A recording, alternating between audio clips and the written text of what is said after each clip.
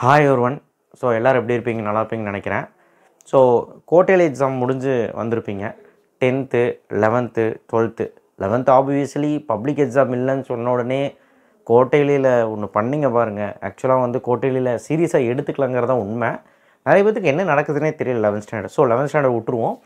நான் வீடியோ போடுறேன், வீடியோ போடாமல் இல்லை. 10th ஸ்டாண்டர்டுக்கும் 12th ஸ்டாண்டர்டுக்கும் இன்னும் 2 மாதம் தான் இருக்குது, ஹாஃப் இயர்லி இருக்குது. பப்ளிக் டைம் டேபிள் வந்து அனௌன்ஸ் பண்ண போகிறாங்க. இன்னும் ஒரு 2 வாரத்தில் தீபாவளிக்குள்ளே அனௌன்ஸ் பண்ணிடுவாங்க. நீங்கள் மிட்டம் போர்ஷன் அடுத்தது 1.5 மாதத்தில் படிக்க போகிறீங்க. 1.5 மாதம். அதுக்கப்புறம் 2 மந்த்ஸில், ஜஸ்ட் 2 மந்த்ஸ், அக்டோபர் நவம்பர், அவ்வளோதான் முடிஞ்சு. December half yearly. குவார்ட்டர்லி யாரெல்லாம் நல்லா பண்ணலை அப்படிங்கிறத பேச்சு. குவார்ட்டர்லி நல்லா பண்ணலை. குவார்ட்டர்லியே நான் வந்து மெயினாக அந்த 12th பசங்க, ஆர்ட்ஸாக இருந்தாலும் சரி சயின்ஸாக இருந்தாலும் மெயினாக அந்த 12th பசங்க, சார் குவார்ட்டர்லி நல்லா பண்ணல, எனக்கு ஒரு நல்ல காலேஜ் கிடைக்காது, நான் என்ன பண்ண போகிறேன், நான் என்ன பண்ணுறது, நான் அடுத்தது பப்ளிக்கில் என்ன படிக்க போகிறேன், சார் என்ன மார்க் எடுக்க போகிறேன்னு பயமாக இருக்குது, மேக்ஸில் ஒன்றுமே எழுதலை சார், நீங்கள் சொன்னது வந்துச்சான் எழுதலை. ஸோ நான் என்ன சொல்ல வரேன்னா, இது வந்து உன்னுடைய டெஸ்ட்டு. நீ வந்து எந்தளவுக்கு இருக்க உன்னோட அகாடமியில், இந்த வருஷம் நீ எந்தளவுக்கு இந்த 2 months 3 months படிச்சிருக்கங்கிறத குவார்ட்டர்லி. அப்போது இதை நீ வந்து பெருசாக எடுத்துக்கணுமான்னு கேட்டால் ஆமாம். பட் நல்ல மார்க் எடுக்கலைன்னா பரவாயில்ல, அடுத்த 2 months ஹார்ட் ஒர்க் பண்ணி ஹாஃப் இயர்லியில் ஒரு ஃபுல் ஃப்ளெஜ்டாக எடுக்கலாம்னாலும் ஒரு 80% எடுக்கும்போது 60% எடுக்க ட்ரை பண்ணு. ஏன்னா ஹாஃப் இயர்லி ஃபுல் போர்ஷன். அப்புறம் ஜனவரி பிப்ரவரியில் டைட் பண்ணிக்கலாம்.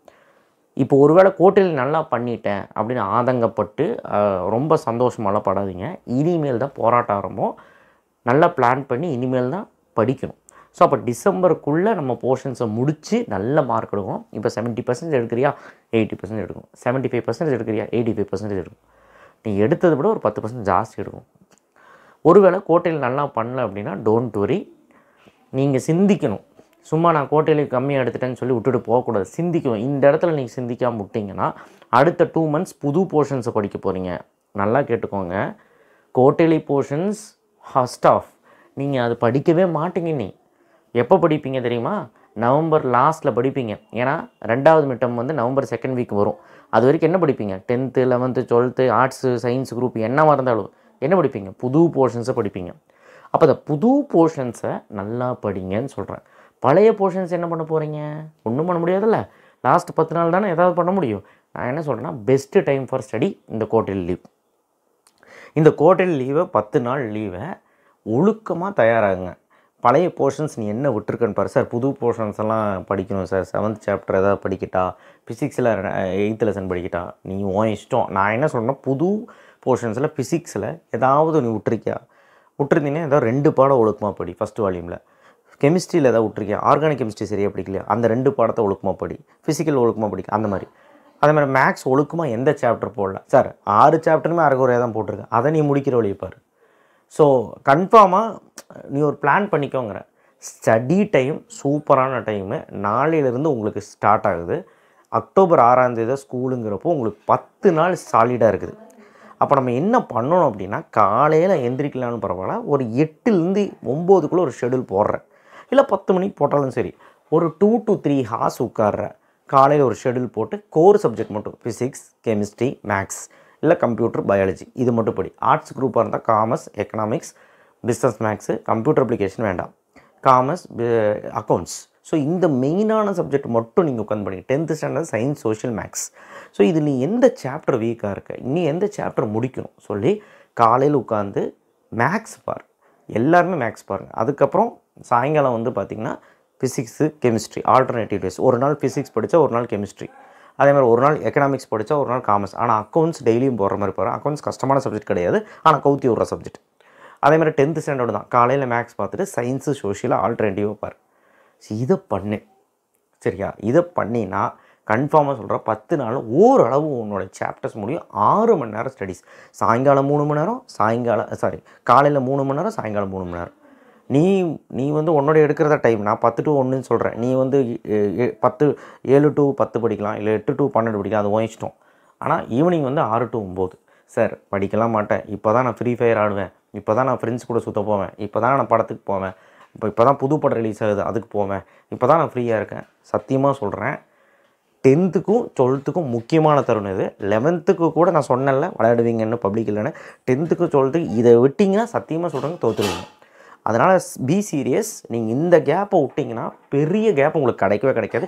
இனிமேல் பெரிய கேப்பே கிடையாது. ஹாஃப் இயர்லி லீவ் தான். அப்போ நீங்கள் ஓரளவுக்காக தயாராக இருக்கணும். ஜனவரி பிப்ரவரி 2 மாதத்தில் ரிவிஷன் எக்ஸாமும் வரும். எப்போ உட்காந்து படிப்பீங்க?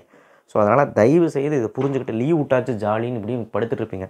ஒரு நாள் ரெஸ்ட் எடுங்க. அடுத்த நாள் நாளைக்கு வேணால் ரெஸ்ட் எடுங்க. நாளைக்கு ஷெடியூல் ஆரம்பிச்சிருங்க சண்டே. சரியா? நான் சொல்கிறது சொல்லிட்டேன். இதுதான் ஷெடியூல். 6 hours ஸ்டடி டெய்லியுமே நீங்கள் பண்ணிங்கன்னா சக்ஸஸ் ஆகிடுவீங்க. இல்லைன்னா இதை எப்படியே தொடரும். ஹாஃப் இயர்லிக்கு நல்லா பண்ண முடியாது. ஹாஃப் இயர்லி நல்லா பண்ணலைன்னா பப்ளிக்கும் நல்லா பண்ண முடியாது. இது எச்சரிக்கை பதிவாக எடுத்துக்கோங்க. என்னடா இவன் இப்படி சொல்கிறான் படிங்கிறான் அப்படின்னா இப்போ தெரியாது. ஜனவரி பிப்ரவரியில் தான் உங்களுக்கு புரியும். ஸோ தயவு செய்து இந்த வருஷம் எலெக்ஷன் வரனால பப்ளிக் டைம் டேபிள் வேறு சீக்கிரம் சொல்ல போகிறாங்கன்னு சொல்கிறாங்க. அதான் மார்ச் 1 வரும். சரி தெரியல எனக்கு. 10த்துக்கெலாம் 15 முன்னாடியே வைக்கிறேன்னு சொல்லிட்டு இருக்காங்க மார்ச்.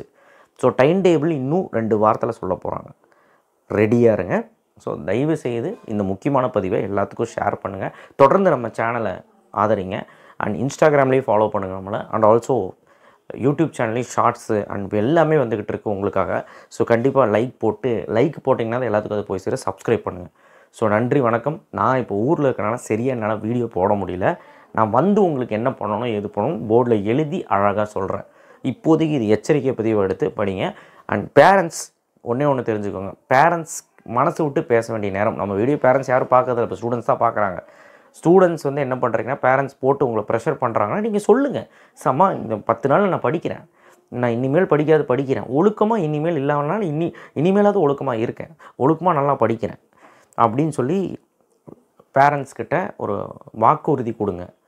பேரண்ட்ஸுமே ரொம்ப கனவோடு இருப்பாங்க. சில பேரண்ட்ஸ் எல்லாம் நல்ல மார்க் எடுப்பான். கோட்டையில் பையன் ஃபெயில் ஆகணுன்னா கோட்டையில் நல்ல மார்க் எடுக்கணுன்னா அவங்களுக்கு ஏமாற்றமே மிஞ்சும். அப்போ நீங்கள் உறுதி கொடுக்கணும். இதுதான் ஆரம்பம்.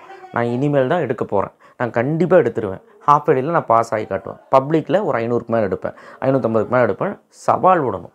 ஸோ கண்டிப்பாக இது ஒரு சேலஞ்சிங்காக எடுத்து நல்லபடியாக கொண்டு போங்க. சீரியஸான விஷயத்த வேஸ்ட் பண்ணிடாதீங்க உங்கள் லைஃப். உங்கள் ஃப்ரெண்ட்ஸ் எல்லாம் அப்படி சுற்றிட்டே இருக்கிற மாதிரி இருக்கும். பார்த்தா பக்கத்தில் இருக்கிற மார்க் எடுத்துருவான், நம்ம விட்டுருவோம். ஸோ அதனால் தயவுசெய்து இந்த வீடியோவை எல்லாத்துக்கும் ஷேர் பண்ணுங்கள். தேங்க்யூ. கிளாரிட்டி கொஞ்சம் அடி வாங்கிச்சுனாலும் மன்னிச்சிருங்க. தேங்க்யூ.